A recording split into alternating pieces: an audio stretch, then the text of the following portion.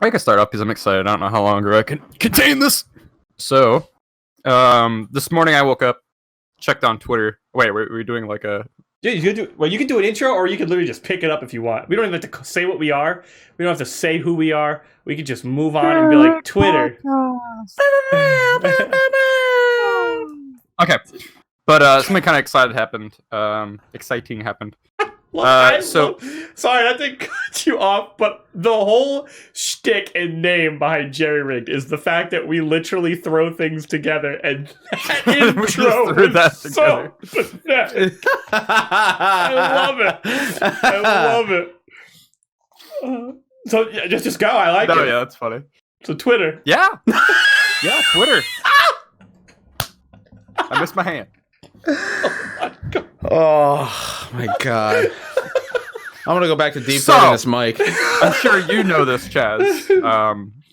Method does World Race stuff for WoW. It's true. Every time there's a new, like they just did one recently. I watched a little bit of it. This morning they announced for the first time they're partnering with Frosty TV and some other guys from the 14 community, and they're covering the World Race for Final Fantasy 14 Eden. Oh, that'd be awesome. That's really cool. Really, really excited that they're doing that.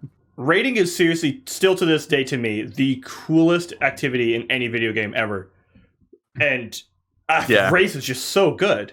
It's so exciting. The one that they just had Savage was so good, but I'm still curious. Yeah, it's just Savage, so it's probably the whole tier will probably be like a day and a half, probably. But it's still gonna be really interesting. That's probably why they did it too, because it's not a huge commitment. Right. Yeah. But it's pretty dope that they're doing that. And I like that we're starting to see a lot more crossover between the communities. So I think that's like it's like the best possible scenario in my opinion. Yeah, you just get like a bunch of different games that do it. Because the other thing too is you get these kind of like roller coaster content releases too. So like you could be playing like multiple games or at least keeping track of them. Because like there are games that like I keep track. I mean, like 14 is a prime example. It's like a game I don't play, but I keep track of so intently, just because intensely. But it's just because there's so much good about it, and I like the fact that we can have that comparison and that change there. Now, if we can get someone like Snow Crows or somebody from Guild Wars 2 to also do that, that'd be awesome too. Agreed. That'd be great. We could get like literally everything. Yeah. No, I've noticed this recently. It seems like it's still there. People still talk about WoW versus 14. But I think a lot of more people are more of just WoW and 14. You know what I mean? Yeah. Whereas they're just thinking about both, and I think that's like, oh, that mindset is so much better. Especially because there's so few MMOs that are actually of any quality right now. If this was like, say, 10, 15 years ago, where you actually had like Vanguard is a pretty decent game, but just unfinished. Warhammer Online, good game, but unfinished. But you had things like WildStar, you had things like Final Fantasy and WoW and Guild Wars and EverQuest 2 and like all these games. And dude, I wanted WildStar to be good. I really did. And the thing is, WildStar, I actually think it was really good. It didn't have enough content at launch to like really keep people grabbed. And it also they didn't market a thing. Yeah. That game just came out. I don't remember much about it. I remember like a couple commercials, but even then, it was pretty far and few between. Yeah, it was just like, oh, hey, by the way, WildStar's out. It's been out for like 3 months, by the way. Oh. Yeah. I would have played that at launch if I had known about it. Yeah, I think a lot of people would have. And there's actually a bunch of people now who are attempting to make a private server for WildStar, because it's like, when you talk about MMOs, like people bring up WildStar pretty regularly now. It's like, oh, that game was actually incredible. Just people didn't get to play it. It's like Warhammer Online. Such a shame. Now that people have like finished the game, quote unquote, the private server for it is great. It's incredible because the game is offline now. Unfortunately, it's such a shame. So lame. Is this the fault of publishers? Do you think? Marketing pretty much always falls on publishers. That's kind of like one of the benefits you get from having a publisher is we'll give you some money, you make the product. And also, we'll handle the the actual publishing of it. The marketing. We'll handle getting it to people. Right, exactly. So it's just so weird that just died. It really was. I might actually look into that private server because I actually wouldn't mind playing it again. It's not done yet, unfortunately. It's got a while to go. But I know. I wouldn't hold your breath. It's like relatively early. I don't know. Hold your breath. Let's see how long you can do it. I lost. Dead air. Good. All right. Good for. I was hoping something would happen. I like it through my mind. It was going. It was like, how long are they going to do this? I was just gonna let it go. Until it's awkward. So anyways, that's really cool. I'm really glad that someone's doing that with 14, because the 14 race will be really interesting. That way too, you know what would be really cool now, especially, is because you could get people who say play World of Warcraft to see, like, this is okay. So this is like one of the big benefits to the. I guess we're just gonna go into the World First Race thing here for a second. One of the cool things about people watching the WoW World First Race is that players that don't really raid or have never raided on like the highest level get to see a lot of these really odd, experience it in like, some way. Yeah, and there's a lot of really weird stuff. Like, I remember when I was raiding a lot more hardcore in Cataclysm, there was a boss, Notorious Atramedes, one of the most fixed bosses in WoW. Literally, we'd pull the boss, we'd wipe, we'd go reattempt him, the fight would be different. Like, literally, they would like be tweaking this boss live, and it was so frustrating. And we saw that happen in the current World First Race, where Limit was pulling N'Zoth and was getting to the secret phase in that fight, and Blizzard just despawned the boss in the entire world. Everybody who was ever in an instance with N'Zoth despawned it because the boss was broken. So Blizzard just said, kill it. It's so bad. And that is so inexcusably bad. But yet that happens. But I think the other thing too that would be really cool is because people get to see how these guilds figure these mechanics out and how they approach them. However, if we can see that with 14, we can also see how 14 handles mechanics differently. And I think you could get this really cool game design discussion happening between players who aren't complete just like fanboys of either, but can be like, oh, WoW does this thing that's really cool. By the way, we as 14 players see that. And if 14 developers know their players are seeing these cool mechanics, or they're able to see now these cool things happening as well, that makes things more interesting. And the same thing vice versa. Like, WoW players can go, oh, 14 does this really cool thing. I don't know, like, their classes have roles in their raids. I was waiting for it. I was fucking waiting for it. Their class design's good in raids. What? It's actually it's the best it's ever been right now. If you noticed in the WoW race, it was, we need a lot of cleave damage. Bring the mages and a demon hunter. Let's do it. The end. The next fight, we need the mages and the demon hunters. Oh, a single target? All right, we need the mages and the rogues. That's it. Like, no one, like, it's so rare in WoW to be like, oh, we brought a warlock. Well, actually, warlock's like the only excuse. We brought a warlock because of Demonic Gateway to be able to literally move your raid from one side of the room to the other in a click of a button. Like, that's awesome. That's literally it. That's where any of that ends, is Demonic Gateway. That's it. So I think it'd be really cool to have WoW players' eyes on 14 as well, because then you could have these really cool things about, like, oh, well, that actually looks like really, really cool, really good there.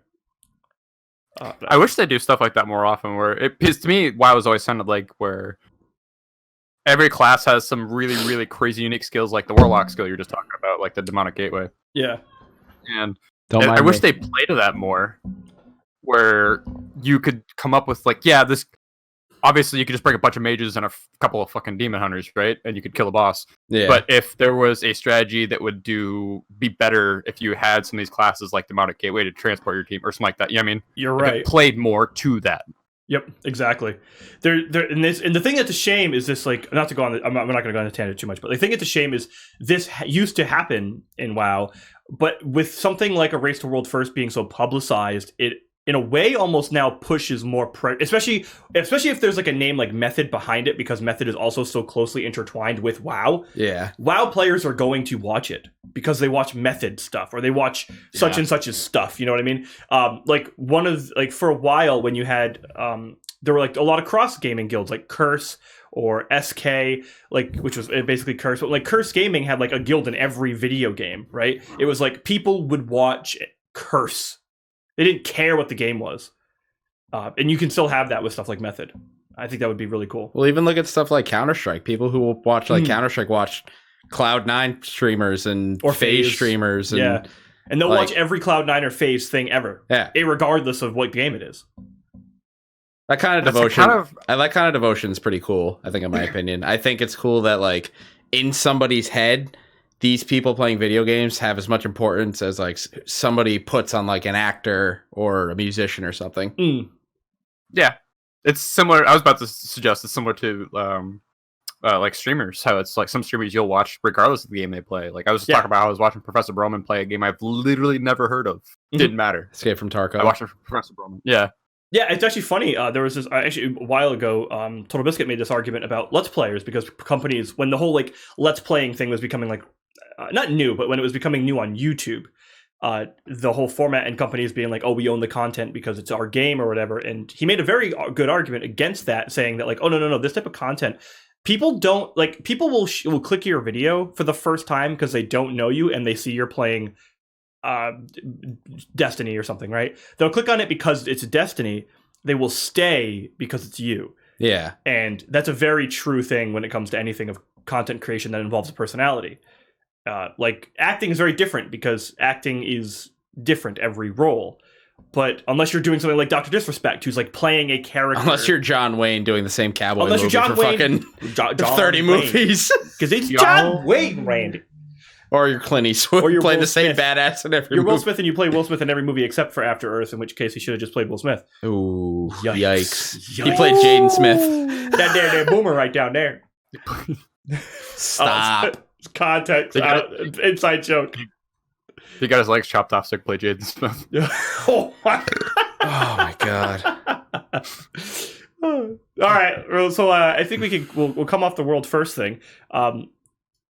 Let's talk about, we're all a little late to this. We don't have to spend too much time on it, but we can talk about the elephant in the room still. That'll be around for at least another month. Oh, yeah. I think it might be a little longer than that, depending on people latch on to it. Andrew is currently highlighted on. Yeah, okay. One of my all-time favorite video games, like top 10 Cooking all-time... Mama. What? What did you say? Nothing. Don't worry about it. I hate you.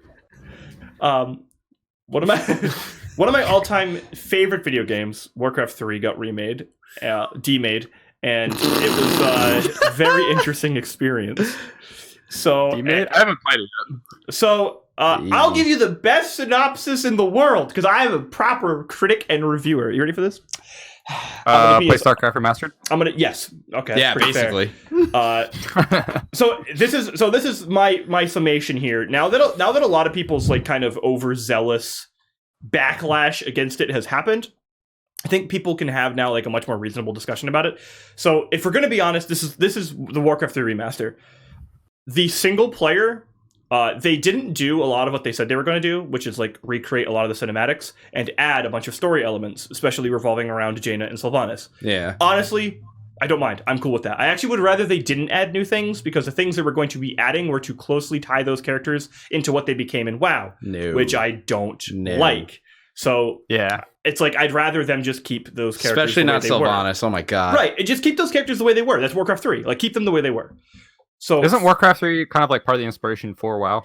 The World of Warcraft vanilla was literally built off of a modified engine for Warcraft 3. Yeah. Yep. Like, so why would you go back and change the inspiration? It's like Warcraft 3 happens, then WoW happens. So they need to like retcon things in Warcraft 3 to fit what WoW does, like a decade later, they couldn't or 20 think of years anything later. They couldn't think of anything else other than to fuck up their own characters. They didn't do that. Honestly, fine. So my honest answer, or my honest thought, single player is great. It feels just as good. The models are great. Everything feels good. Okay, so now after the single player, literally everything else is worse than the original game. Everything else about the game is not even like just worse. Not even just like worse. It's like inexcusably worse. It's disgusting. I've heard a lot of stuff about it. So no custom campaigns you can't make anymore. Single player custom campaigns you can't make.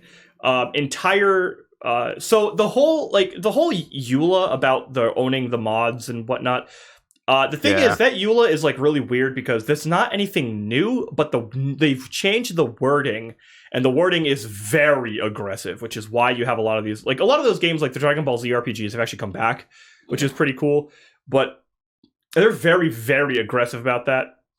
But the thing is, They don't want another Dota. Which is so stupid because they didn't lose Dota because of copyrighted material. They lost Dota because they didn't protect their trademark on it on Warcraft 3. Yeah, true.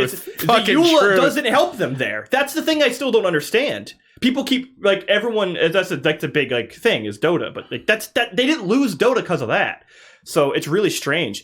But there's no ladder like MMR ladder in the same way that like the StarCraft Remaster has. Yeah, so they have a ranking ladder, but it's like completely hidden basically. It's nowhere near like the StarCraft Remaster ladder. It's worse. Also, how did they do so good with StarCraft Remastered and then? Like, that's the thing, right? It's like they've done this. They've just done this. So also another thing that's gone. The clans in BattleNet are gone. You can't do that in Warcraft 3. All the BattleNet chat commands are gone. You can't do that in Warcraft 3 Reforged now. And for me, the biggest inexcusable thing in the world is Warcraft 3 BattleNet 1 is gone. It's offline. So now Warcraft 3, if you buy Warcraft 3 The Frozen Throne, you are connected to the Warcraft 3 Reforged BattleNet 2.0 instead. So you can't even play the original version. Whereas StarCraft Remastered did the opposite. It literally took StarCraft, remastered it, and connected the remaster stuff backward into BattleNet, so all the BattleNet stuff works. That was their point, which it's great. Great idea. Nope. So now if you buy Warcraft 3, The Frozen Throne, out of the box, and you go on BattleNet, you can't. You cannot go on classic BattleNet. Nope. The only way people are getting around... Also, all the way... So all those custom games are gone. They're dead. Then people have to remake them all. Because no Island Troll Tribes, no... People have to remake all of them. Because that stuff's not there anymore. So what people have had to do now is literally create... Like, people who are still playing Warcraft 3 for the custom games because it's, like, the best thing ever. Yeah. You have to use things like Hamachi and all these other tools to make virtual LAN servers to connect to make, like, virtual LAN networks in order to play custom games on Warcraft 3 now. It's insane. Also, if you have Warcraft 3 and you connect to BattleNet, it'll download the entire Warcraft 3 Reforged game in the background, and it just won't update your graphics or anything to it until you buy the game. So you have to have the game twice on your computer, even if you just bought Warcraft 3, The Frozen Throne. That's so pitiful. It is so inexcusable. Which is Andrew, I'm not done yet. What are you doing? Hey, dick. But the thing that's so annoying is the fact that the story is still so good. And the characters are so good. And the gameplay feels so good. And yet it's like, you know how normally you have like this opposite problem, right? Where you're like, okay, Anthem, prime example, right? Where Anthem, you're like, or like Mass Effect Andromeda, you're just like, it's like you have this good base, but you have no content for it. Yeah. And then you have this, which is the opposite. The single player game, or like the game, is perfect. And it's all the outside stuff now that has been like ruining it. It's so dumb. It's just so dumb. This should have been the easiest win for them. It 100% should have been the easy. Here's the thing, right? Really easy win. Here's the thing, right? They did StarCraft Remastered, didn't fuck it up, flawlessly. Did great. Flawlessly. They literally StarCraft Remastered is fucking brilliant. Literally, they just did the WoW Classic server. Yeah. Good. Really good. Perfect. WoW Classic has changes, and even then, the majority of people are still like, fine. We get it. We get it. We have to deal with them. I mean, it's a new experience. We kind of said something about it in the 2019 wrap up video. God damn it. Me too, honestly. I was thinking about it last week. I've kind of felt this way for a little bit. We went over it a bit in the 2019 recap podcast. Yeah, we did. Blizzard's, I don't know, like what the issue. Well, I have my own premonition about what the issue is, but tell us. Premonition, good word. I really think I have foreseen the issues. I think, at least from my perspective, the biggest issue is you're really starting to see more Activision trickle into the Blizzard mentality than Blizzard trickling into Activision. It's, in my head, this isn't something that Blizzard 10 years ago would have done, or 20 years ago. Completely right. I don't know. I still think I was actually, funny enough, talking to Jake about this, I think at work the other day.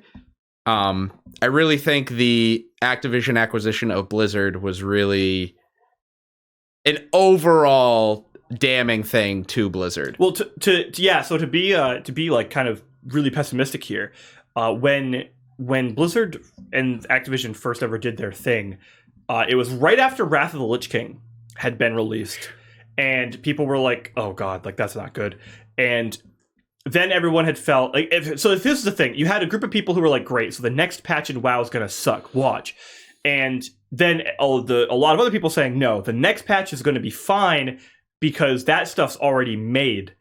It'll be the patch after that that'll suck." Right? Sure enough, the first patch to Wrath of the Lich King was the Secrets of Ulduar, which released one of the best raids World of Warcraft ever made, and it was the last patch that Jeff Kaplan ever worked on. I don't even play WoW, and I know that patch. Yeah, like it's one of the, and Jeff Kaplan, obviously great guy, and he was what God is literally one of the reasons WoW is what it was.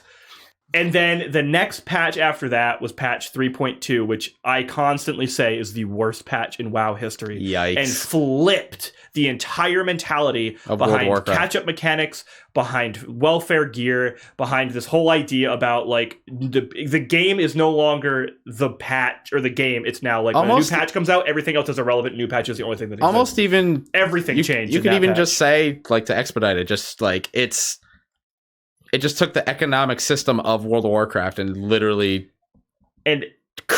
crumpled it, basically. And it was exactly as everyone predicted. It won't be the next patch, because the next patch is already made.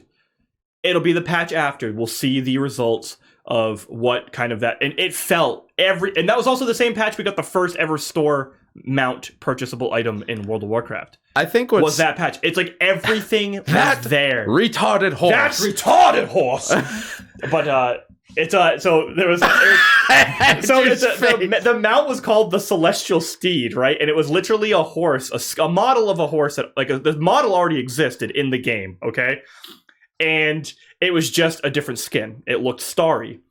And everyone was all up in arms. There was an actual wait queue because so many people were buying it on the store. That's how disgusting this was.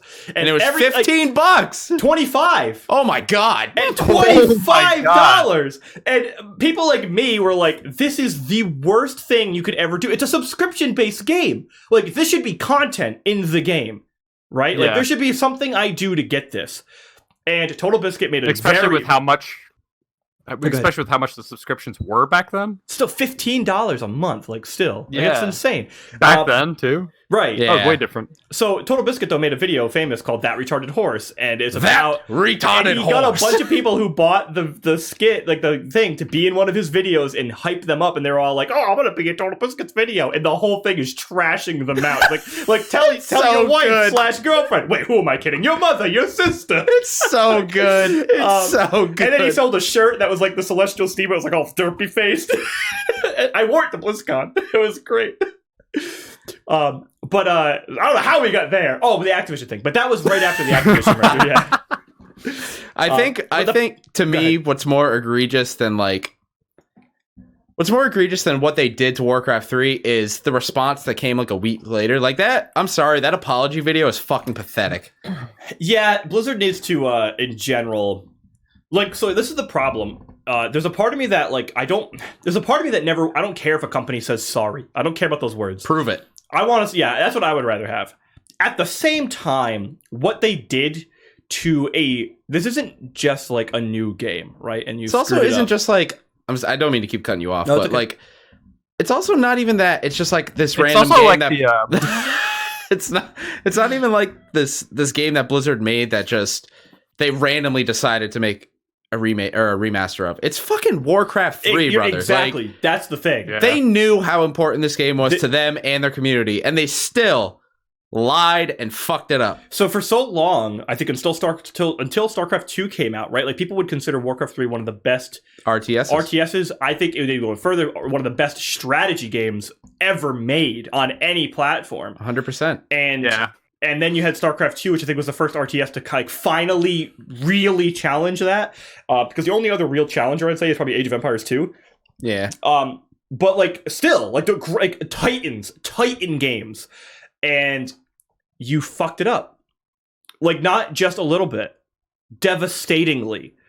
Yeah. That is one of the few times I actually was expecting the word sorry out of their mouth.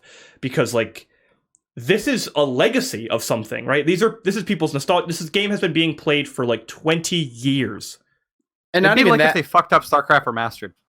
It would have been the same thing. Exactly. You people, it's one of the few times I've destroyed a legacy. Yeah, I don't give a shit what you're going to do from here on out. I honestly don't. I really don't, especially after all the stuff that's been going on. I have no interest in playing Warcraft 3 online. I'm just so fatigued at this point, right? Like, I'm going to finish the campaign because it's great and it's still the story I love. I don't care about anything else. So you're going to fix all these things, and I honestly don't care. Because you know why? I bought your product, and I have it now. And I'm going to finish it up. It's like when we kind of have this like live service model, but this has been a problem for a while, right? People for years have now been saying like one of the detriments to video game patching is that you can just release a game unfinished and patch it later. And this is a perfect example of that for a game that isn't in the live service model. This game isn't a sub fee. It's not continual development, right? Like, this game should have been released, done, and moved on. So and now this is they gonna not. be a great segue, by the way. So I guess my kind of point to like piggyback off this is like, how do we feel about Blizzard IPs moving forward? Because I know at the end of last year we were all excited for Diablo 4, but well, this is the issue I have with Blizzard right now, is they're extremely hit or miss. Like, they did StarCraft Remastered. Fucking phenomenal. And WoW Classic. Almost literally perfect. And WoW Classic. Yeah. But they're also releasing, like Battle for Azeroth. We have this Warcraft 3 issue. Yeah. Like, I mean, the Hearthstone thing, which doesn't help. Diablo Immortal, which is in the toilet. What happened? It's still that game was supposed to release like 2 years ago, or like a year ago. Yeah. Like, where is it? It's like Blizzard takes two steps forward and then very swiftly gets fucking punched in the face and knocked out for a month. Level it. They really do. It seems like I picture like a father figure, and that's like Blizzard, and then he has two sons. Oh god. One is the prodigy, and he creates these amazing games and does StarCraft Remastered and brings back the legacies. And then you have the retarded stepson, the Celestial Steed. I have an idea for Warcraft 3. Andrew, you officially you're now going to have people on Twitter talk about how mean you are to people who are disabled. Good job. I said stepson. I didn't say anything about disabled. You said retarded. Ah, you're done. You said the R word. Wait, did I? I don't know. It was we can cut that part out, right? I didn't actually know. It was awesome. Just a recording. I gotta go. My life's about to be ruined. So I have this idea for the podcast. Welcome to the Cherry Rick Podcast. We pick on everybody equally, so don't worry about it. I think his life actually just got destroyed. It got ruined. Everyone's after me. Duck, hide under something offensive. They'll never find you there. Quick, get in your hamper. Get in your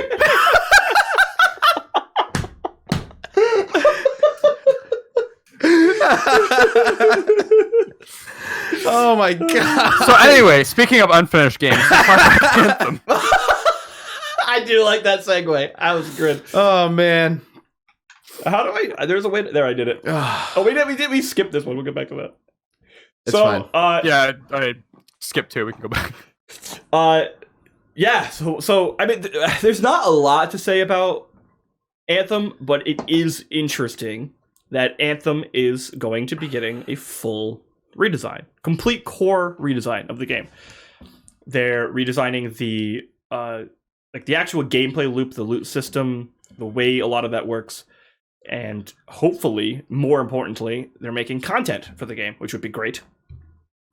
We talked about Anthem very briefly, we talked about like one of the biggest disappointments of 2019 was Anthem. But the thing that's interesting to me about Anthem is I actually think its gameplay, the core root of it, and the way the classes interact and the combo systems interact with each other, I actually think is great and a lot of fun. And as far as like that engagement goes, I think it's actually the most fun gameplay of a looter shooter that I've enjoyed so far. It doesn't feel as, say, polished as something like Destiny, but it's better than The Division in every way because The Division's not that good, Randy. And it's $3 on PS4 right now. The Division 2 is $3 on PS4 because they have a new expansion coming out. Yeah, the Warlords of Manhattan or something like that. But the thing with Anthem is anybody who's actually played it and played through the game and played into some of the end game, the actual core root of that gameplay is really, really good. It's just, there's nothing to do. Okay, I'm gonna play devil's advocate. Hey, go ahead. I'm kind of tired of hearing about. It's like, well, the gameplay is good. It's like it's still a shit game. You're right. And I have absolutely no interest in Anthem. He's just doing the same thing so many games have done like the past 5 years, where it's like they have a good idea. There's core pieces of the game that are really good, and they don't capitalize on any of it. It's never going to. It's never going to improve. I'll expound upon that and say I really don't think BioWare deserves the chance to try and do what they want to do. I think it's really just they should just either move on from Anthem or just give it up. I'll be honest. Like, yeah, I'm gonna. So for me, it's so weird. This is how I feel about looter shooters in general. Is they all have some good idea and they just all suck. Like, outside Borderlands. Really, Borderlands is the only looter shooter that's ever released, been a full experience, and a good one. Borderlands has had one bad game.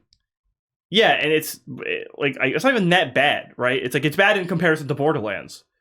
But okay, no, it's actually not that great. I'll take it back. Pre-sequel's not that great. But like, if you look at like the Division 1, it took 2 years for that game to get good. If you look at Destiny, it took 2 years for that game to actually feel, like with Rise of Iron, actually feel like a really good product. And then they did a sequel, sorry. And then it took them 2 years for it to become an actual finished product. Anthem has the same problem. It's like, I know there's a genre that people really love, and I hate it. I absolutely hate the looter shooter genre just because it's like, I can't. Can someone make a game that's not Borderlands, and just make a finished product? Even the Bustiny. Wow, good one, Chaz. The Destiny thing with Bungie. Oh my god. They Bustinied the whole thing. Like, that's the problem. But no, it's like, even that, it took so long, and they screwed it up, and they're doing it again. And even now, their patches are so... Hopefully this one's gonna be good. Like, it's such a shame. And I agree with you. So I'm saying... The Anthem thing is, I'm hoping to see it do well, because I think as a game there's something cool there. I want them to prove me wrong. Yeah, like from a strictly like, okay, so yeah, from a gamer's perspective, not as a customer, but as from a gamer's perspective, I want to see them flip this around and do something really cool. From a customer's perspective, I am so sick of this bullshit, and it's to a point now. This is the reason why, even like the whole like, if I buy a game early or pre-order a game, I really do sit and think about it. Am I going to purchase this game even if I find out it's Destiny 1, like at launch? Like, would I still buy it and want to play it? Like Kingdom Hearts 3 was a perfect example. I needed to close that part of my life, right? Yeah. This is happening so far often. And there are games that have done it well, like No Man's Sky with its big mega patch a year later. Was like a unanimously positively received. I need to play it. I do. It looks genuinely okay now for me. I say okay because I just don't like those kind of games. But is there multiplayer? There is. There is. Can we all play it together? That'd be fun. I'm not playing No Man's Sky. Dude, you know what game? Okay, sidetrack. You can watch us play it though. You know what game that has like No Man's Sky graphics that I really want to play because it looks like Metroid Prime? It's called Journey to the Savage Planet. Yeah, the game's dope. Yeah, it looks so good, right? Side thing. Yeah, so if you look at the gameplay, it looks like No Man's Sky, but the gameplay very much reminds me of Metroid Prime, as far as like the way you like navigate and move through the world, and it looks really fun. And it's like a smaller title, like a B tier title, where it's like $30 or something like that, and it's like a 10-hour game or something, but you can play it like 2-player. It actually looks really cool. It looks dope. Yeah. 505. Yeah, do some good stuff. Look at it. You're just watching the fucking trailer. I heard Metroid. I said Metroid Prime, and he's like, "What? What did you just say to me?" What the fuck did you just say? You just said Metroid. But appreciate it. Just Metroid. Yeah. But that's Anthem. Let's hope they don't. I mean, I am hoping they do something cool because I think that game. There is a part of me that would love to just like go back, download a patch, and go, so this is what you meant it to be. Cool. But at the same time, I think we're all also just sick of saying that. Yeah, you're right. You're very right. Even games that like aren't online live service games do that, and it's so frustrating. Mm-hmm. I think the community as a whole, and I mean like gaming in general, I think people are at the point now where it's like they see something that gets a lot of press, a lot of interest, and I think people nowadays just expect it to be bad. Yep. And that's depressing. That's so annoying to me. Buy it, and 6 months it'll be really good. Yeah, it is really bad for the gaming community. The fact that people are looking at this and they're to say something to like it's Chaz, going to be bad. To say something to fucking Chaz is like, how is Borderlands the only one that's done it right? Because you know what Randy Pitchford and fucking Gearbox did? They literally went, what if we had Diablo, but gave them guns? Did it! Yeah. Like, you literally have the perfect loot model to do it. Just fucking do it! Yeah, I'm not even against how Destiny's going about it, but I am against the things they're doing with the game. Like, they had a core idea that was good. Like, it's an MMO variant on a looter shooter. I'm like, cool. And then they didn't capitalize on it. Yeah. It's like, and the thing that's really upsetting, right, is when you look at, like, so Destiny and Path of Exile are essentially the same game, except one has guns and one doesn't. That's basically it. And yet you look at how Path of Exile does it, and it does everything perfectly. Not perfectly, but, like, so well. And you look at Destiny and you're like, how are you struggling this much to continually make things well? And I'm not just trying to pick on Destiny here, but like, because I'm just using them as a catalyst for against a lot of companies. It's not like these people are doing a new thing. Let's just be quite honest, right? Like, the looter shooter core is nothing new by this point. It's been done a ton of times, and like, I'll at least give No Man's Sky something. They tried something big. It just happened to fail at launch. But they were actually trying something new. You don't have this excuse if you're BioWare or you're Bungie, right? It's like, come on. And it's also a repeated mistake thing. Or you're like, Blizzard. How long has Destiny been a thing? Oh my God. 6 years? 6 years. Came out in 2014. Yeah, like, I think this is gonna be the last year for Destiny. Like, this next upcoming big one, come probably like September or whatever, and then they'll probably try to do Destiny 3. Would be my guess, and I'm hesitant to even considering buying it. Which for me, that's a shitty feeling. With how many hours I put into that series and how much love I have for that game, it's like that is depressing that I'm not excited about a new release because they're gonna start from ground zero again. Yeah. Even if they develop it and build it better, like Destiny 2 went in a direction I did not like. Destiny 1, throughout the game process, it got to a direction I did like. So that makes me worried. It's like, even if it starts off bad, it might go into a direction I don't like, and I might not play it. You know what I mean? Yeah. Yeah. There's not to get too deep into the Destiny discussion, but like there's a problem with Destiny 2 that they can't escape, which is that there are so many core elements of that game that are just not good, like the way they do the gun equipment, for example, or the gun equips. It's just not as good as the first game. Unfortunately you can't just undo that, right? You have to you have to make another one or completely redesign that entire game, it's not worth it at this point. So they're kind of in this really bad catch-22 where they do Destiny 3, in which case why, or they continue with Destiny 2, in which case why. I really do feel bad for Bungie in a way, because they've kind of put themselves in this position of I think they just have to continue. Personally, I think their best bet is to just run with Destiny 2 until its player base has bled enough. They've really bottlenecked themselves as far as or they just make a new IP. Yeah, I think they're working on one, right? Yeah, they did say they're working on another thing.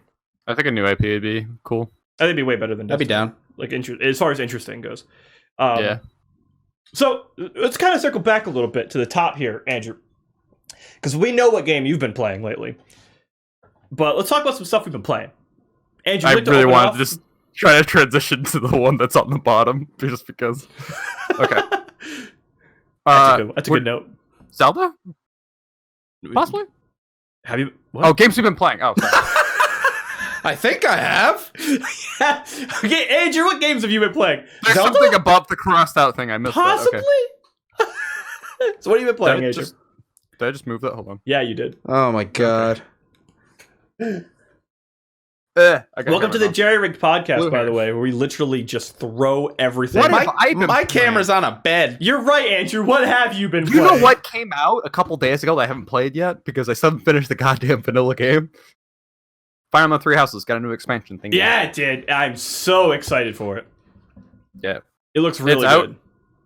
I'm still trying to beat Edelgard's story, so I'm not there yet. Where are you? Just out of curiosity. I'm like 3 chapters after the time skip.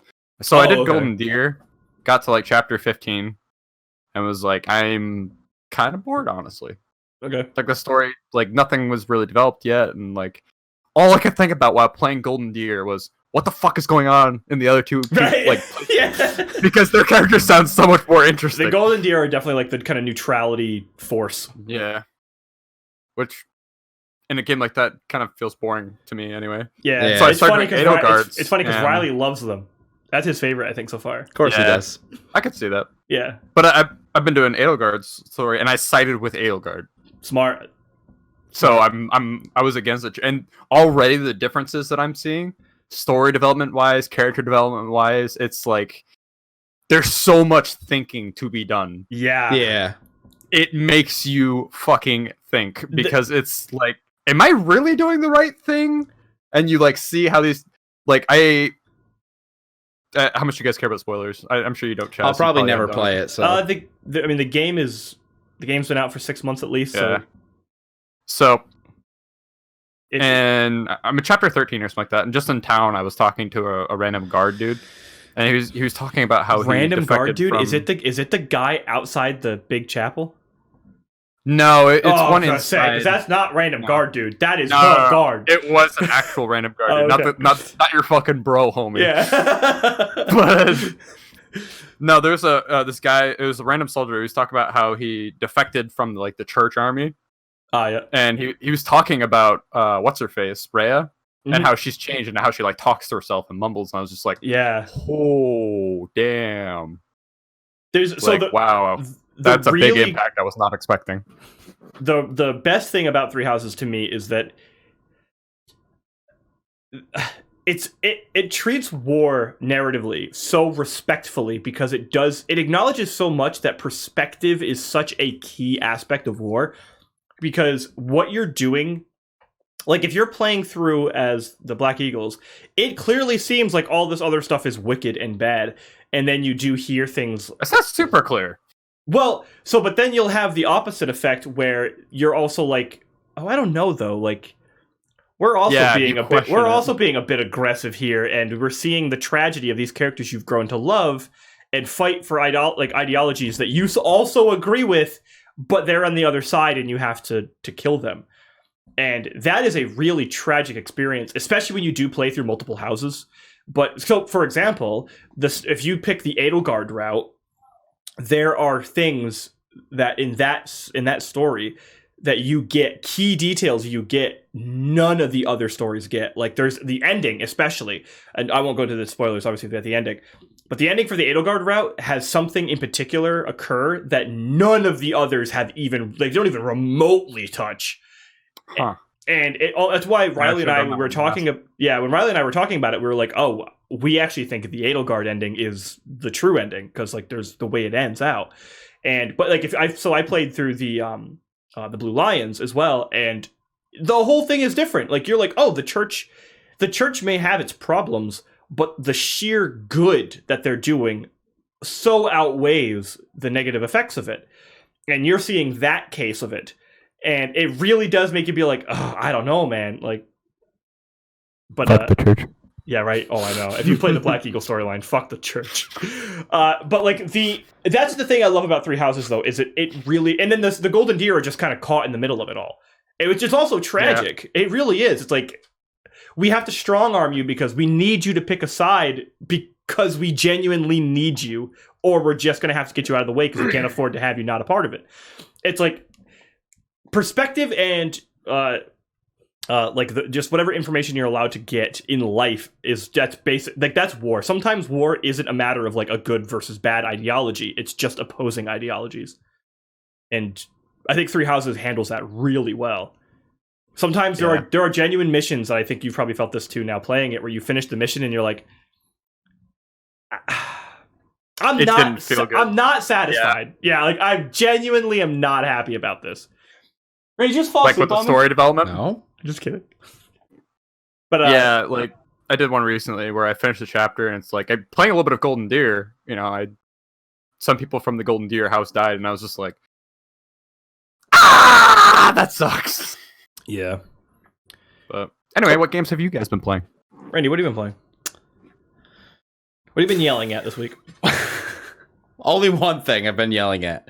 Call of Duty. Yes. So we're going to skip that one. That's just something I just keep going back to. But I've actually been playing... I went back to Paladins a little bit with Chaz and Jake. And a lot of Pokemon. Lots and lots of Pokemon. Like, probably the past, like, week and a half, I've probably put, like, 40 extra hours in to Pokemon. Damn, dude. Oh my god! What are you doing? Building teams and raiding. It's so good in this game. It's literally gotten to the point where we have literally made a Sword and Shield Facebook chat group with our friends in it, so we can like raid with each other and shit. Like I can't stop. I literally can't stop. It's like Pokemon Go all over again. Yeah, kind of. Yeah, I'm not losing as many calories. Fuck no. It's the only difference. Maybe in stress, not catching the fucking Charizards in the goddamn raids, but I mean... you start eating, like, I'm eating all this stuff alive. That could have been mine. Mainly Pokemon, though. I've just been really enjoying... I said it at the end of our last podcast, too, but, like, I'm glad Sword and Shield makes me feel the way I did when I was playing X and Y. Because I was also really into building teams in X and Y, because they expedited it and made X and Y was my favorite. And made it a lot more accessible without taking away the strategy to building a team.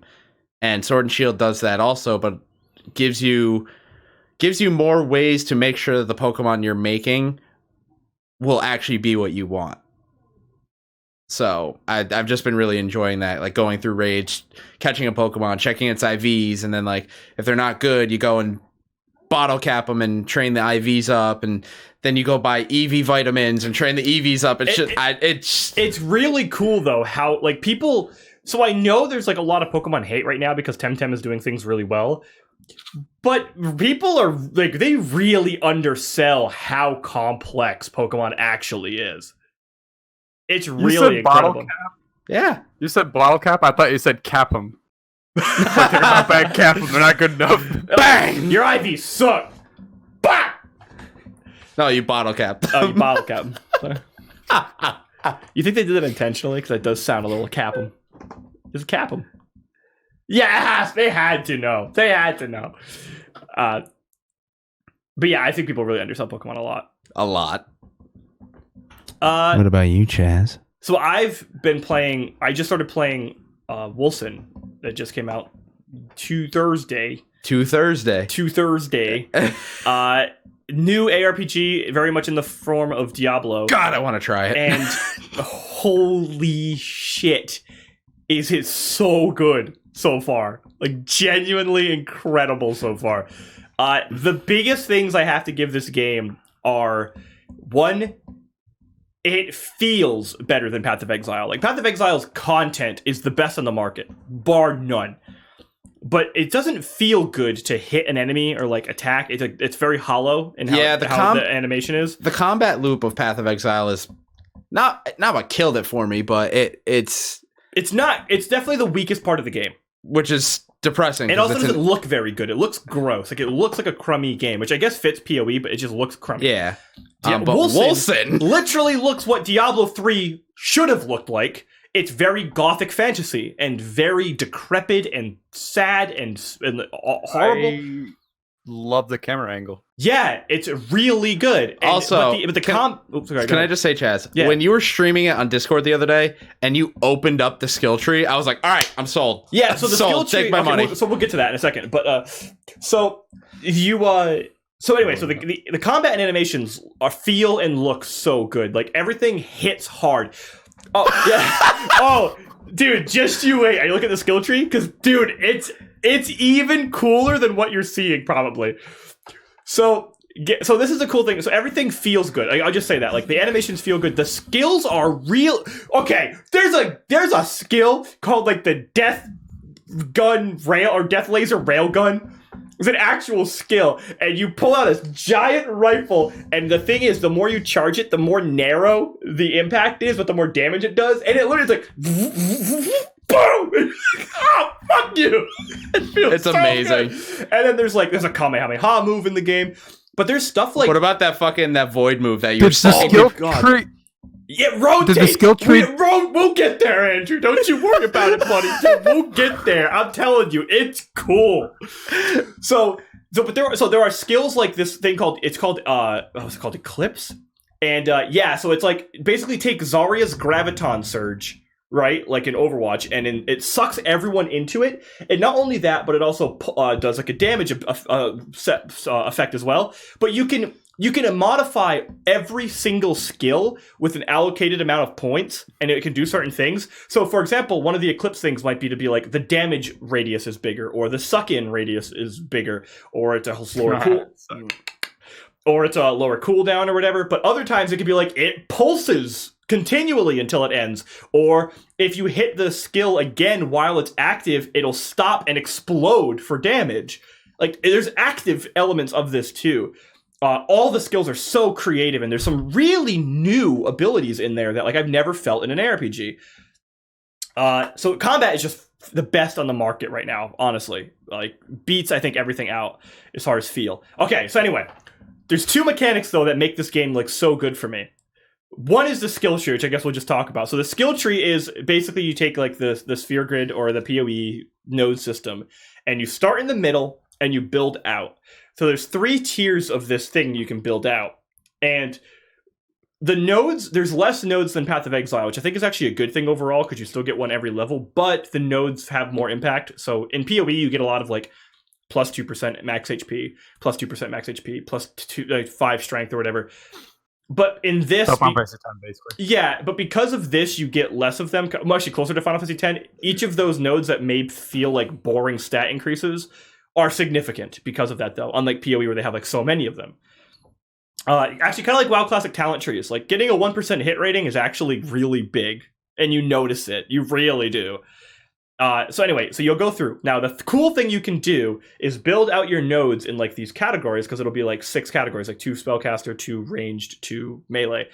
And then you can rotate the skill system. So say, for example, your first tier of like the circle, it's like, I'm going to go down the caster tree, and then I'm going to go on the first tier. I'm also going down the caster tree, and I'm also going to go down the range tree. What you can do is go down the caster tree and then rotate the middle circle to be like, so the melee tree lands off the caster tree, and then build into the melee tree off the caster tree next. And then you might go, oh, well, I also want to do the ranged tree in this one as well. So I'm going to do the ranged tree. But, actually, the ranged tree lines up better with the old caster tree. So I'm going to rotate it so the ranged meets the old one and the melee meets the other old one. I'm probably explaining it like wrong, like badly here, but like... No, that's brilliant, actually. And then you can do that again on the third tier. It's like you can web out so it's amazing. Intensely. There is so much building here. So because the Jazz, tell them about how you made a battle mage. So I made a battle mage, of course. It's a melee mage. It's the god's gift to men.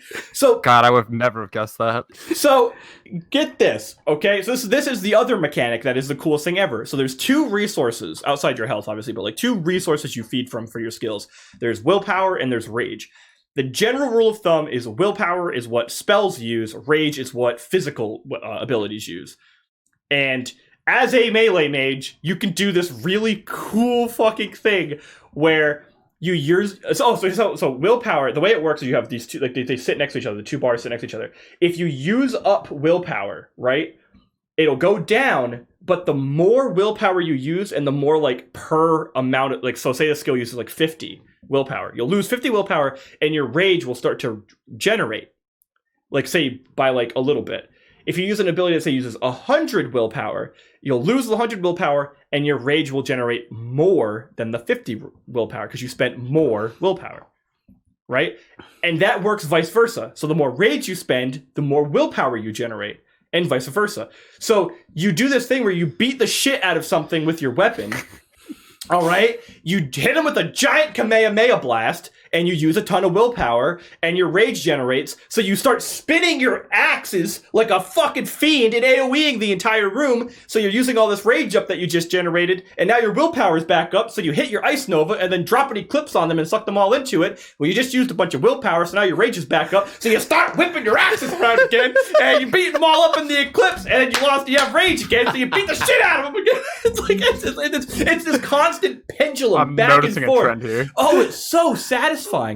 But this seriously, it's the back and forth feels so good. It really is. It's so fucking cool. Even if you go with builds that are like all willpower or all rage, you can generate them in so many ways. I think what I like so good. I think what I like about this system is like the game is almost built in a way where they know someone's going to make 100% rage class or 100% willpower class. And you totally can. And it but works. They can't exist without the other because you're going to need one at some point. Yeah, so like I've gone the hard mage build where you only use willpower, and it still feels good. Like, granted, taking advantage of both feels extra good, but like doing even all in on one or the other feels so satisfying because you're still then. So you may use things like willpower that it drains. So like you'll use it. Your willpower will go down, but then you're doing things to generate willpower while you're while you're also using willpower. So it almost comes back to like Earthbound or Undertale thing where like your health is dropping and you have a time to like catch it. Like, because you know how like in Earthbound, like when you lose health or get hit, you don't lose 50 health, right? The ticker goes down. Yeah, it ticks down. And then you can stop it or heal it. So you can basically do that with willpower. So you can like use this willpower system and then like catch it. Essentially, it's so good. I'm like, I will see you on. Oh my god, dude, it's so good. And so another thing, by the way, this is like a B. I must have missed something. He purchased it. He sent me a picture. I just sent him an image of Slucky7 now owns Wolcen.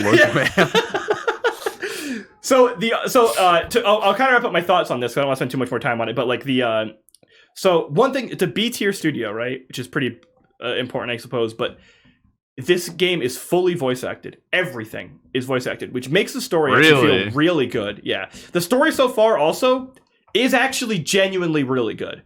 I haven't even talked about the apocalypse mode too, by the way. Your character has an ultimate, essentially, which you don't get. Wait, there's more. Yeah, which you don't get until later, and then you can like use your ultimate to like be fucking ultimate. But it's not like so godly that it's like, oh, I can do this and just be stupid. But also the game for an ARPG, by the way, is actually decently challenging. Not like hard, but like mobs are actually gonna hit you, and it hurts. Like there are some, like in PoE, right? If like and Diablo 3 or whatever, you're just playing, you're like Diablo 3, you're like, I can't die. I physically can't die. And like even Path of Exile, one of the criticisms I do have of it, it's like until you reach like the last couple acts, like I genuinely can't die. In Wolcen, I'm constantly like, oh shit, oh shit, I gotta like die, I gotta move. Oh, and every character has a dodge ability, by the way. And you can increase your stamina. Oh, hell yeah. Yeah, like, it's so... Dude, so far, I'm struggling because there's not too many things that I dislike about this game. Which is very odd of me to say. Like, I'm always like, what the fuck? Would you fuck up this time there, big game? Always. But no, so far, it's actually been a really enjoyable experience. And there's a transmog and die system. Okay? Like, just to throw that in there as well. Yeah, like, it doesn't end! Which is why Quinn's gonna buy it, because it's a transmog and die system. I gotta go. Podcast's gotta cut. Gotta go play Wolcen. So that's that. All right. Yeah, it sounds really cool. So we can cross that off our list. And Andrew bought it. I like that. Now I gotta go buy it. Yeah, you should, Randy. I'll see you on tonight, dude.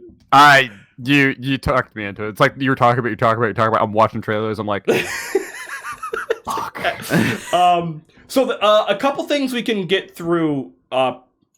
I think a couple of these are going to be pretty quick. First off, I think we should go to the most important one here. Randy is dumb. Smiley face. That definitely needs to be addressed. I think you just did. We can cross it off. Yeah, we can knock that off. So let's talk about these Breath of the Wild 2 rumors real quick. This thing was interesting that Randy I did hear about this, by the way.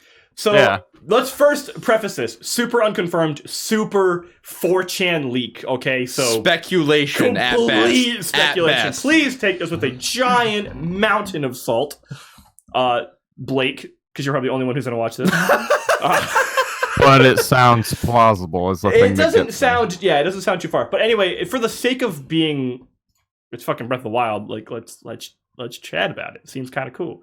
Randy, do you have this up on your phone? Are you able to pull it up? Can.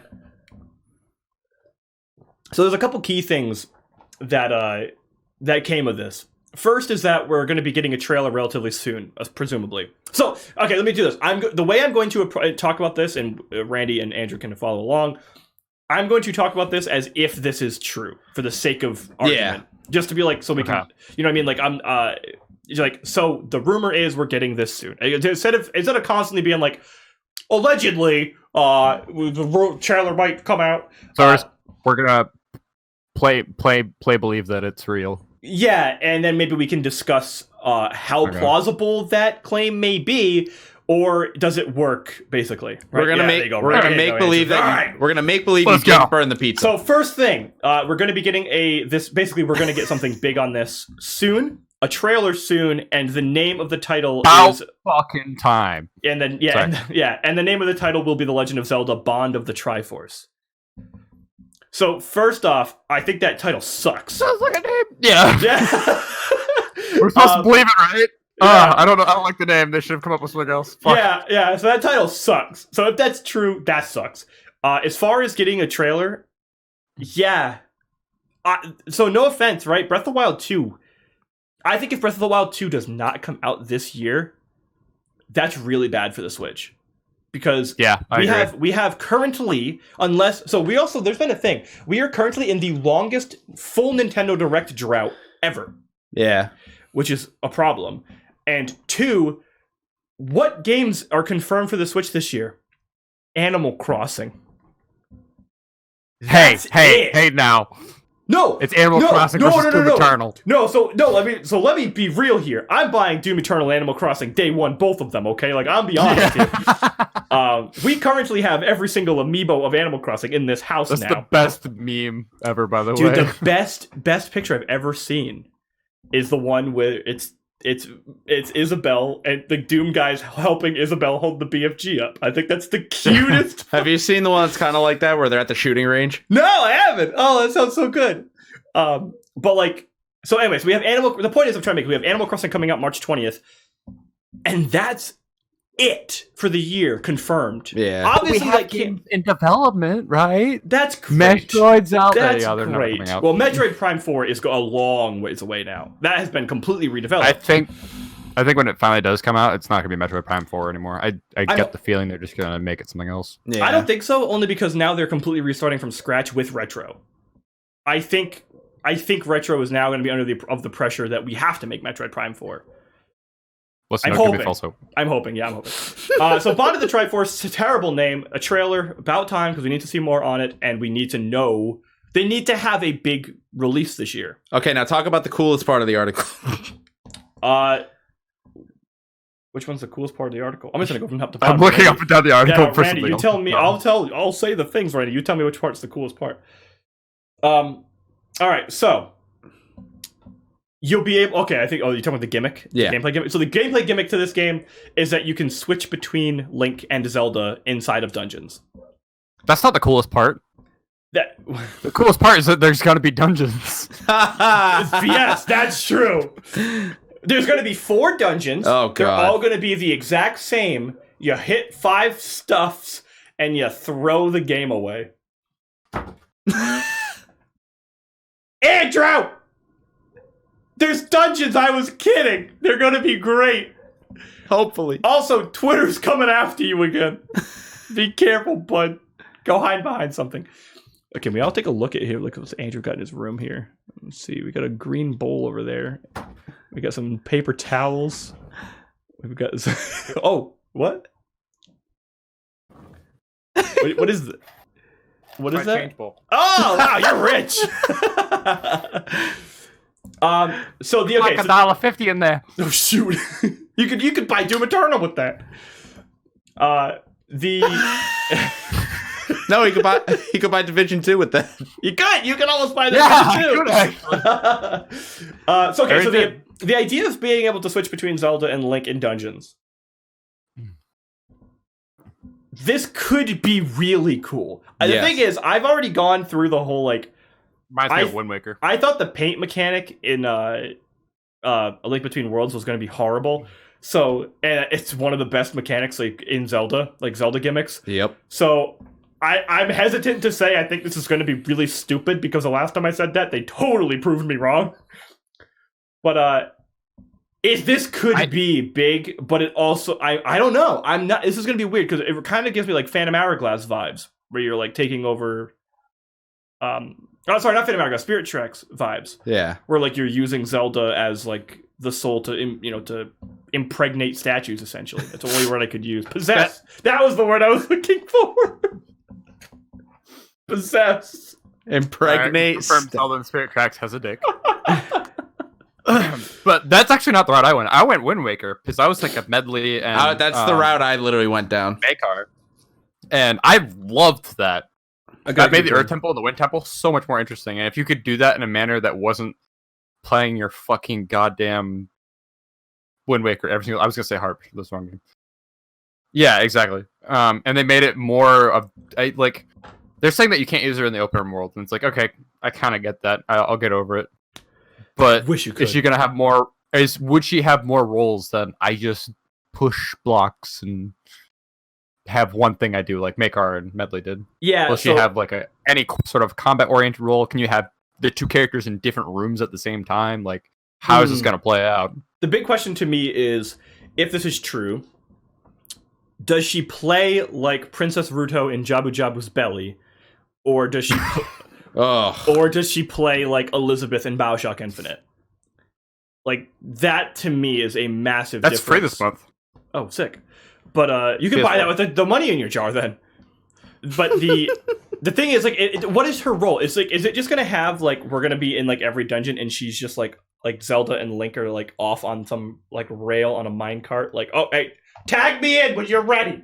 You know, like how does that gonna integrate? Or are they like following behind each other constantly and you just like are hot swapping like back and forth, kind of like a JRPG or something? Could be a really cool mechanic, and I really more so I'm excited for one, people wanting to play Zelda like genuinely for a while ever, and also what then does her gameplay implications have? Wait, we did get a game with Zelda. Smash Brothers. Nope.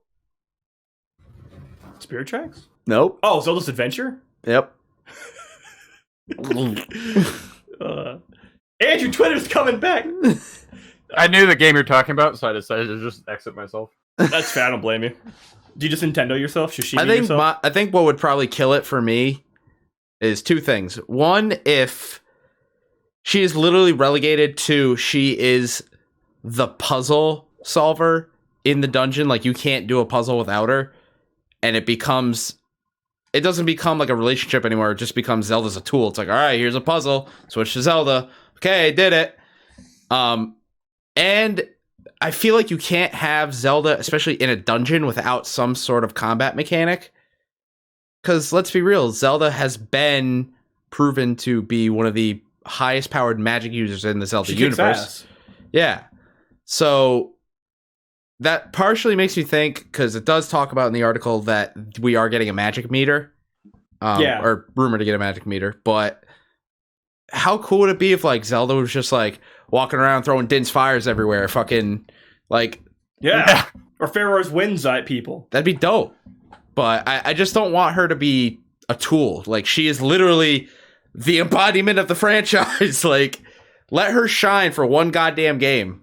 So like she has I think what gives me hope actually is the fact that it is Breath of the Wild, which the concept of that and the shrines was there's multiple ways to solve something, and there was never a here's the key, do this tunnel. Yeah, I mean, like it's very open ended. Which I think if they do that right and they give Zelda a skill set and they give Link a skill set, where it's not just Link is your character and Zelda does this one thing. Right. I think if they have both equal skill sets, that would actually be amazing with how you could start trying to figure out how you'd solve those puzzles. Yeah, if it felt like you were, even if you just played Link in the open world and that was like the majority of your time playing, and Zelda was tagging along, if it felt like genuinely you were Link and Zelda solving every problem, I think that'd be fine.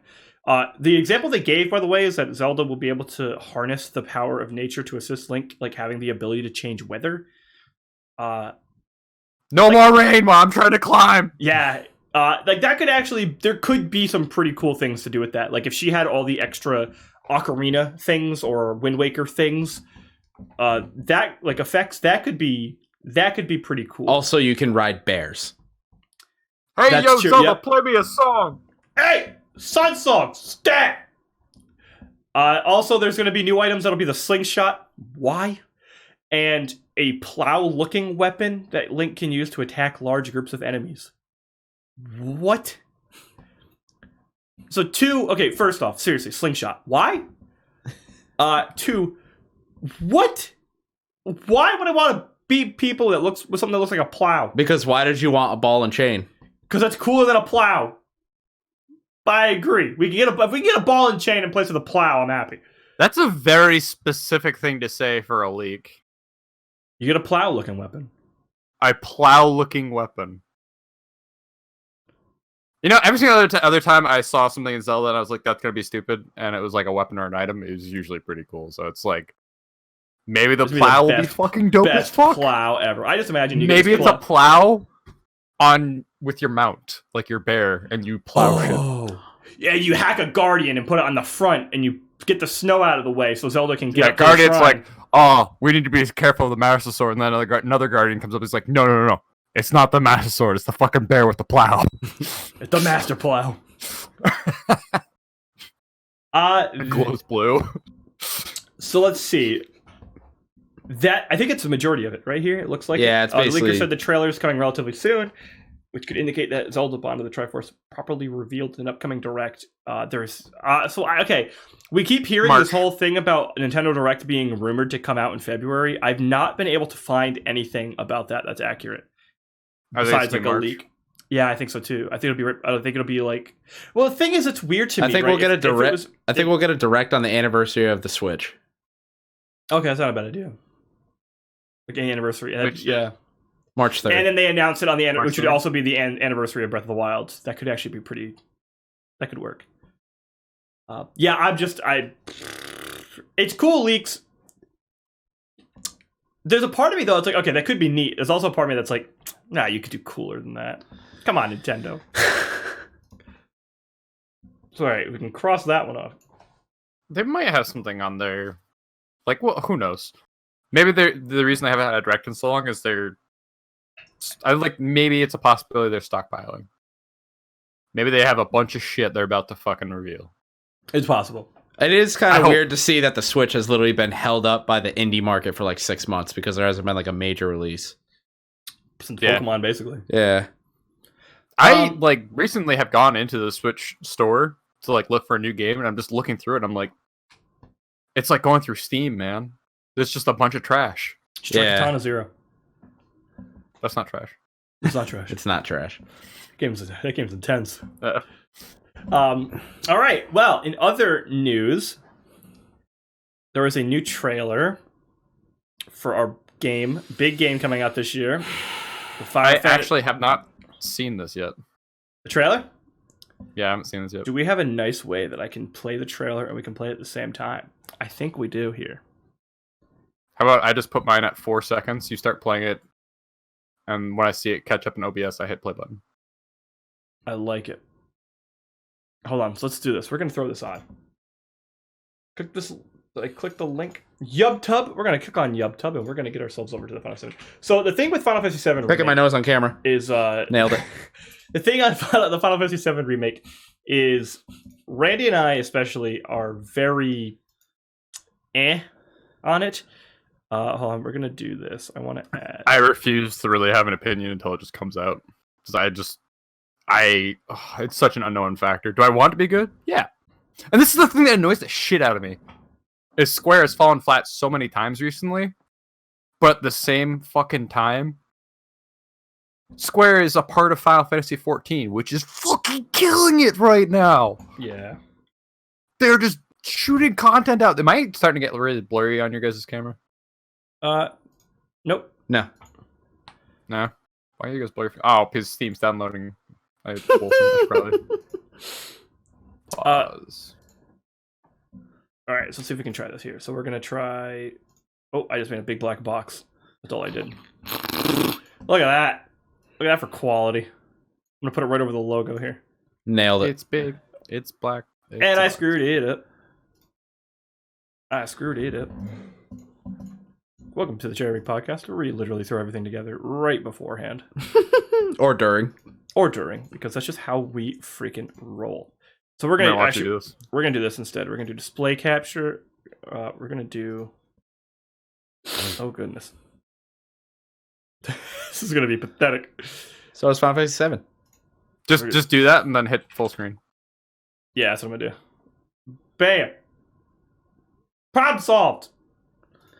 And then I'm gonna shrink this down a little bit so we can see us. All right. So, Andrew, you ready to pause? Because I'm going to pause at certain points here. Because I do want to talk about this trailer. All right, so here we go. This is the Final Fantasy 7 Remake trailer. Here we go. I'll talk as we go, too.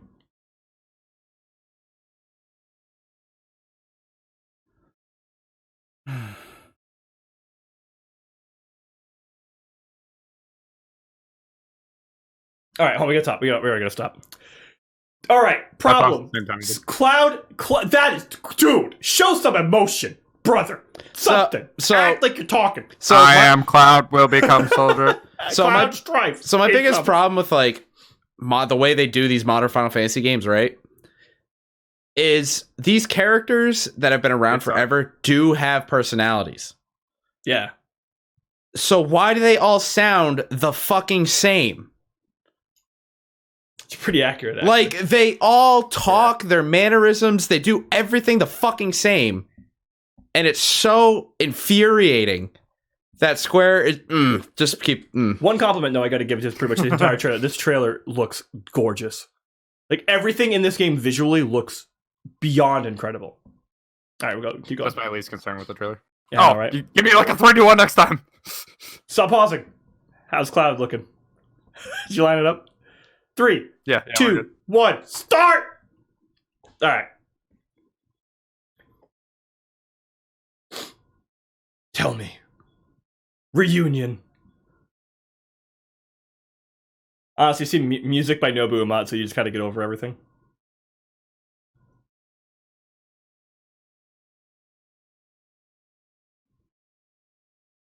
Oh, it's gonna be smelly.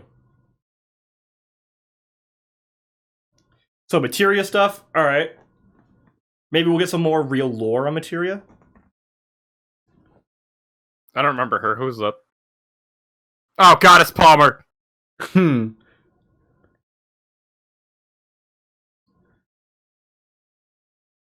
right, we got the cross-dressing part in the game. We gotta have the cross-dressing part. All right, pause the goddamn video. Just please pause the video. Okay. Randy's gonna get controversial. Okay. So here's the deal, right? I am all for be whoever you want to be, right? I am all for this whole new movement shit of acceptance, right?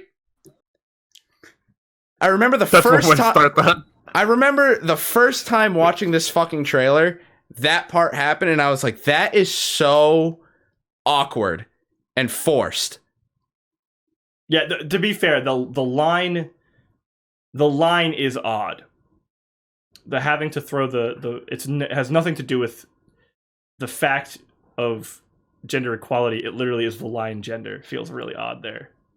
I just think my problem with it right off the bat is I don't remember this scene in the original game. That's because he literally went into the fucking bar, got a fucking dress, and went play the goddamn trailer. All right, yeah. 3, 2, 1. And this goes back to the Warcraft Reforged thing, where it's like they intended to change stuff. So we'll see. Go ahead. All right, 3, 2, 1, start it.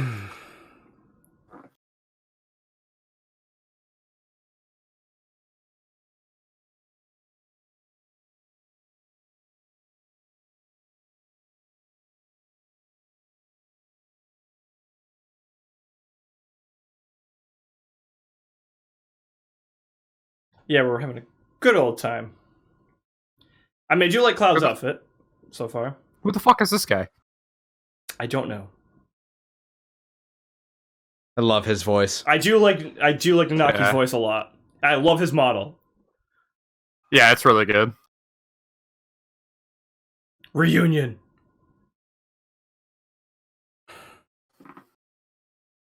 Reunion. That's all I can ever think about whenever I hear Sephiroth.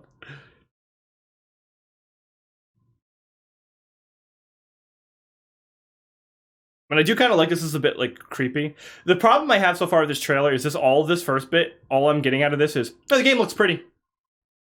There's like nothing here to like grasp onto and be excited about. Besides, the music's also really good.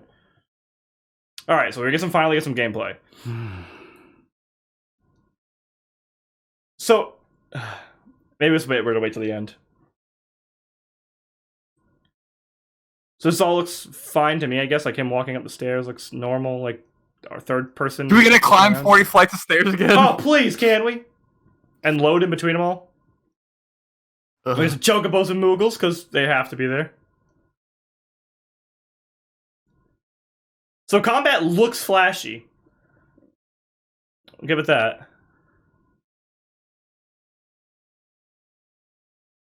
Genova looks pretty cool, I think.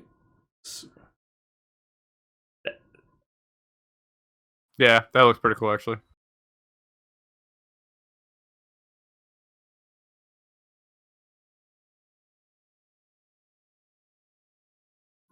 The thing that's I'm really seeing weird, enemies that recognize too. The thing that's really weird to me is they're showing all these parts, and you're like, yeah, that's the entirety of Midgar in the original game that you're showing, basically. And you're going to turn this one part into a 40-hour campaign. Somehow. I hope it's good. My biggest worry is that they're changing stuff. It's like I'm all for filling the gaps and adding more story, but don't change anything that already existed. You mean like properly retconning things? Like out or in, you mean? Or yeah, straight up changing it, because like there's some scenes where it's like I'm watching and I'm like, that's not what happened. You know what I mean? Like this scene taking place, even if it's something that was in between, it contradicts something that it would already exist. You know what I mean? Yeah. There's so I have one major gripe with the trailer, really, and it's kind of the major gripe that I've been having for a while, unfortunately, and nothing that they keep showing. Not a lot they're showing that ever kind of settles this to me. The combat doesn't actually look fun to play. It looks exactly like 15, and 15 is not fun to play. And it looks like 13-3 Lightning Returns, and it's not fun to play. I like 13 Lightning Returns more than 15, to be honest. Funny enough, I was actually talking about that earlier, is because the biggest thing is at least Lightning Returns has the understanding that you're playing as one character, and you're focused on that one character. And it fits, There's one major gripe I have, say, with Kingdom Hearts' combat. Who cares the fuck about Donald or Goofy? Nobody. They're pointless in the combat, right? However, you don't want to have... But there's complete side Disney characters, who cares, right? You don't want to have that feeling when you're playing as Cloud and you have Barrett and Tifa in your party. You don't want to think of Barrett and Tifa as, who the fuck cares? Let them do their AI thing and I'm going to play the game. It looks like you can switch between characters, though, right? So you can. You can definitely switch between them. I think it's on the fly. Which I guess could be cool, because you could set up combos, but the problem is, how well can you set up those combos in real time? Because you could also set up combos in 15, and it was rough. It really felt bad to set up a... Let's be real, right? In 15, 99% of the time when a combo went off, you were like, oh, well, I got the prompt, I guess I'll do it. And you really don't know why or how it happened. It's just, you got the prompt to do the combo, and you did. Of course you did it. There is something that you can do in Final Fantasy 7 Remake, is they've confirmed you can use, they're calling it tactical mode, but you can actually play the original combat style. I will probably be doing that the whole game. So I have two major things about that. One, that's actually genuinely cool, and anything that provides more gameplay choices for the player, I think I'm on board with. The downside, though, is that the original game was built and designed around this 3-party tactical system. Materia was built to have this intercommunication between players, and abilities were able to have this intercommunication between players, and how you could build upon them and work between them and mesh and flow, etc. Let's be real, the balance of this game and how those things are going to be designed as if you are playing alone and you have passive AIs that are playing when you're not playing those two characters.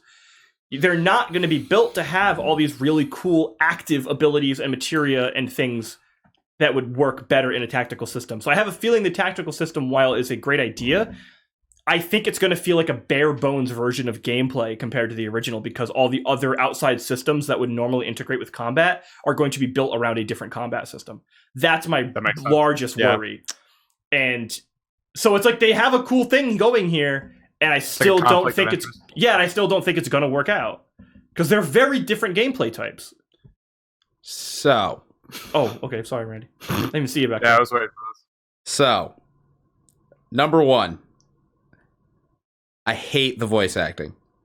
I don't like Aerith especially. I hate it. I don't or like Cloud. Here's why I don't like it. Not even because I don't even think that the voice acting shouldn't be there.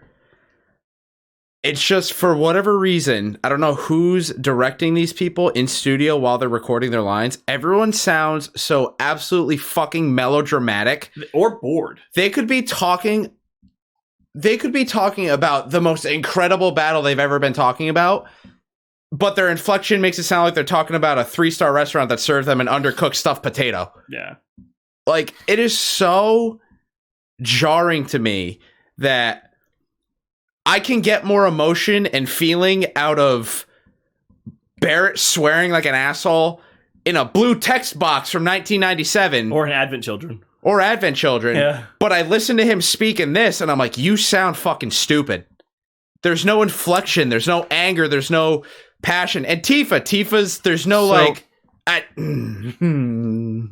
Is this similar to the idea of like when you have a favorite book and it gets turned into a movie, and it's like you pictured everything as one thing, and now that that's given a voice or given an image, it's changed how, like, it's like, that's not what I remember. You know, is there any chance that that's a part of it?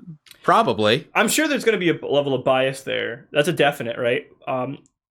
Me personally, I try to embrace like a new idea or a new design around something, but there's like a level where balance where you also have to really pay respect to the original material. I just have a feeling I'm really going to find a hard time trying to invest myself in these characters the way I have if they're going to be talking to me like that throughout the whole game, I'm just going to be fucking bored.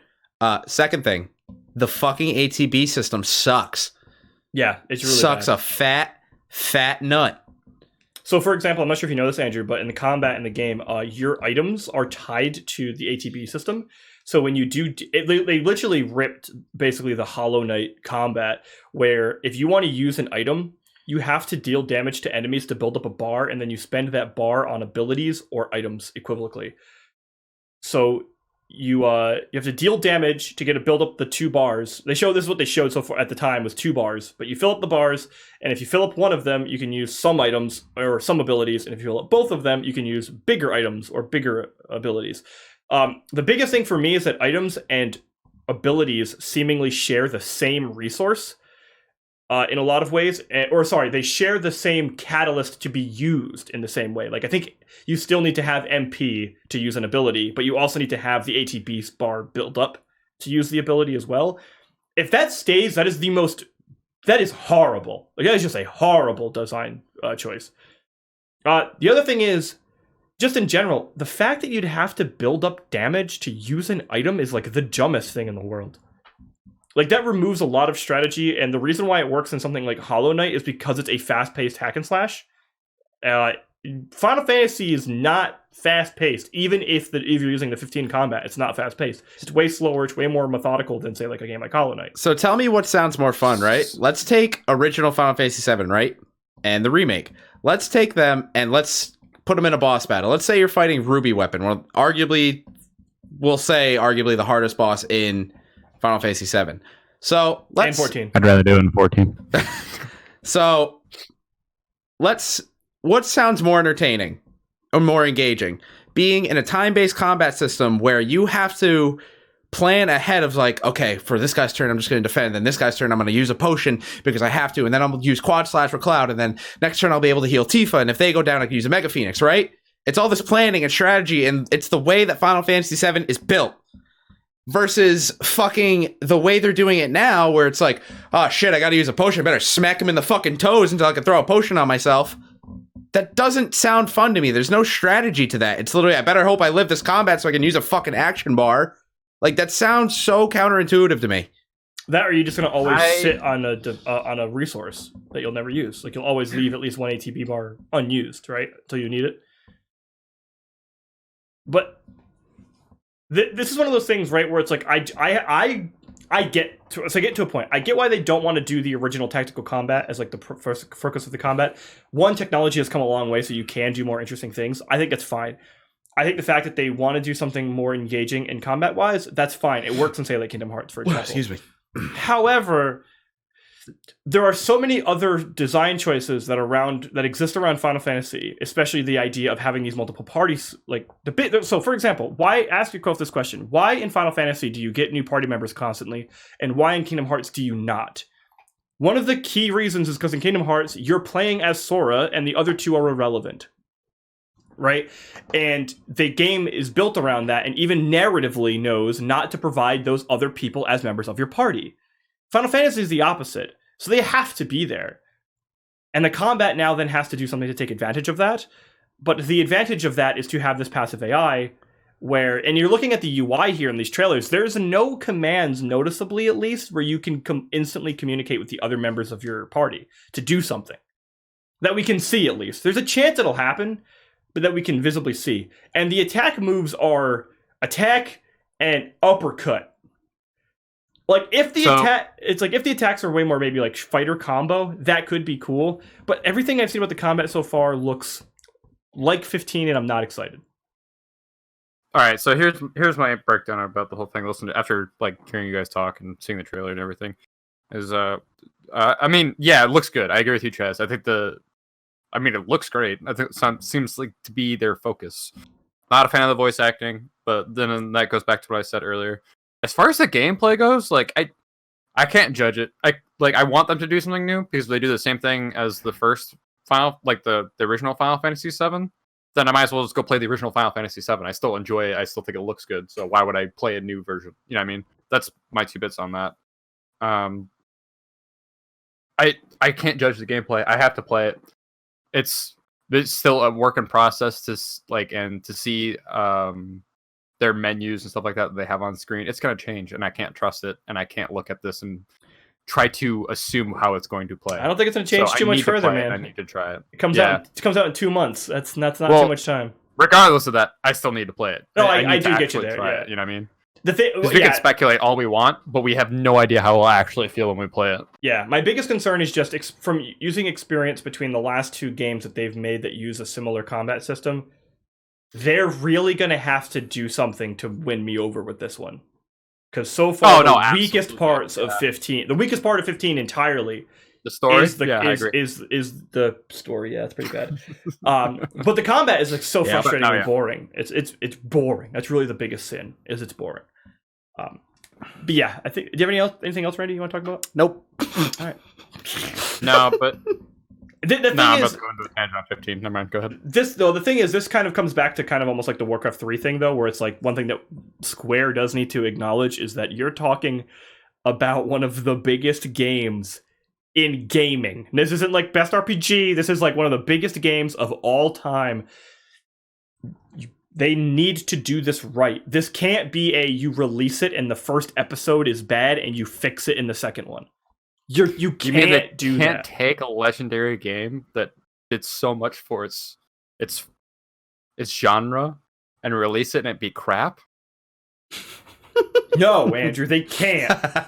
God, they should tell Blizzard that. Damn, dog, that's a missed opportunity. All right, well, I think that's the majority of that I want to talk about. I had to bring that back around. I like it. I callbacks are like the only thing I like about humor. Except for laughing. Laughing's pretty good, too. So I guess we can kind of wrap this off in just kind of a downer, I suppose. It could be a downer, depending on how you look at it. But it's change. E3 is undergoing more change and undergoing more removals from its lineup for this year. Confirmed this last week, Jeff Keighley will no longer be attending and running the E3 Coliseum, which is kind of a very key integral part to E3. Every E3 conference, it happens. You go to, we watch the Microsoft one, and then it cuts to the E3 Coliseum, and they talk about what had happened for a solid several hours. Yeah. It's very much a pivotal part. He will not be returning. Now, what we don't know is if that means the E3 Coliseum will not be happening. I would doubt it. I think the E3 Coliseum is going to be happening just with a different host, but we don't have anything confirmed on that yet. However, seeing Jeff Keighley leave is a bit sad considering he is such a pivotal part of it, and it's also another... his tweet that he just when he announced it very much indicates that he's leaving because he disagrees with certain things that they're doing with E3. So... unfortunately, it does seem like there's a lot of stuff going on in the background, so maybe some of those rumors that people had talked about are real, about like a lot of the stuff being very shady. Yeah. But with them with him not attending, with Sony not attending, there's a lot of there's just another group of or another big face gone from E3. However, Nintendo will be there this year. They said they're doing a direct, and they'll be there, which is odd. I kind of just would have expected them to just not be there. I wonder if they're taking advantage of the fact that not as many big companies are going there, and they're just going to fill the floor with all these games they're bringing to E3. It's possible, but the only thing people that are really there, really like the overwhelming majority of E3's press, or well, was. I'm not sure how it is now. It's pretty open to consumer now, but so that's actually what I was about to get into. Is here's my opinion on E3 is like I think it's actually about time we start to phase it out because the original concept of E3 was it was a big press event. To get all the people together because we didn't have a good way to communicate a lot of the shit. We have the internet now and it's more accessible. We have these gaming companies are better parts of it, like Nintendo Directs. We get them a lot more. Ironically, not often recently, but yikes, dude! Yikes! I think the idea of E3 is something that's kind of dying, and it's starting to turn into something you can actually see it happen over the past couple of years, but it hasn't been as interesting. Is it's getting so fluffed up with other crap in it that we're missing the thing in the first place, which is the stuff people want to hear, which is the new stuff from the video game companies. But there's so many people covering it, and there's so many different things to be watching, and it's just like this. It's not like one stream to watch, if that makes sense. Right? Yeah, there's like 14 different people covering it. There's 8,000 different companies all doing their own thing, and it's just like this E3 thing needs to either change or just drop, I think. Yeah, if I was going to make a big recommendation to E3, I think one of the big things they could take advantage of is they could really move and transition into, say, more long form content. So you could say have like your crunch event. So just hypothetically here, say Microsoft is Monday. You have their very crunch like hour or so press conference or their conference, and then the rest of that day is like this long form, them actually going in and playing these games that they're talking about, kind of like the Nintendo Treehouse does. I was about to say it actually works. The best part about the Nintendo stuff at E3 is they'll do their direct and they go to the Treehouse and they just play these games and have interviews with the developers and the directors and the producers, and and the thing is, you can take that then a step further where press can actually like really dig into this stuff way more because you have that more time. It's not just a matter of like, oh, hey, by the way, everything's crammed today. You've got to do it all. And then stuff's going to get missed. And stuff's going to get missed regardless just because of workload. But like, if you could have, say, Microsoft is going to take, even if it's, say, like from 9 a.m. until 1 p.m. and then Ubisoft is like 3 p.m. until 7 p.m., that's a good chunk of time to like really allow for something to be played more and shown more. And then you have this news event that's also like, people still really like long form content. We see that with live streaming, and we see that because of podcasts. People still want to not just be there for like the 5-minute fix. They don't want a lot of people don't just want the trailer. They do, it's hyped, but they also want to see the game now. Like really see the game, and we have the technology to be able to display that, I think, in much more detail. If they could take advantage of that technology, I think E3 is still a very, very important thing. Also, following the Nintendo trend, it's way easier for companies to get their information to you rather than having to bring it somewhere, which is why Sony's dropping out, which is why soon we'll probably see Microsoft drop out. But it's just much easier for Sony, let's just say, to either have their state of play shit, or they just say, oh, well, let's just release a trailer, hit the button. Okay, it's uploaded. Like, it's people say it's not that easy. It's pretty close to that. Like, Nintendo does, I think Nintendo's got a good handle on it because I think the Nintendo Direct format is fucking brilliant. Yeah. They've nailed it. But like I said, there's just more power in the hands of the game creators because it's all there. It's all sitting there just waiting to be uploaded and be like, okay, let's see what the reactions are, instead of bringing it to E3 and then seeing it in a blog post later. But if E3 was filled, say, with like tree houses every day of different companies, oh my god, that would be really good. Also, you'd get like way more insight because you'd actually have developers and designers there. Like, why did we know so much about Breath of the Wild even though we didn't actually know much from the trailer? Because I spent 7 hours. They had Miyamoto and Aonuma there and for like hours at a time. And tits. Oh, and Andrew's favorite person, tits. You don't remember her? Oh! God bless her. I feel so bad. How many years ago was that? That's 2007. No, 2016. Such a nice lady. That was summer 2016. Yeah, she was pretty nice. But the thing is, like, right, like if they had more of that, I would be way more engaged into E3 as like a more purposeful place. Oh, excuse me. At least that's me. They need to figure that out. I think part of the problem is conflict of interest. Like you have Sony, Nintendo, and Microsoft all wanting to do their own thing, not including everybody else. You know, like BioWare and shit doing their own stuff. I can't imagine like the amount of organization as someone who is running E3 would have to do to get them to all cooperate and do what you want them to do to make that happen. Yeah, I can only imagine. And it only sounds like the staff at E3 don't know what they want to do, and they don't sound like that their focus is improving E3. It sounds like their focus is making money. Yeah. Oh, yeah. You can do both, though. Unfortunately, most people don't. I don't think they will, though. No, I don't think they will either. Well, all right. I think I'm good. If you guys are good, I don't have too much more to add because Wolcen is calling your name, not being played right now, and that's a problem. I'm gonna fish download it. I might try it for a bit, and then I got raid later tonight. Yeah. So. But yeah, that was that. So thank you everybody for checking out again another episode of the Jervik Podcast.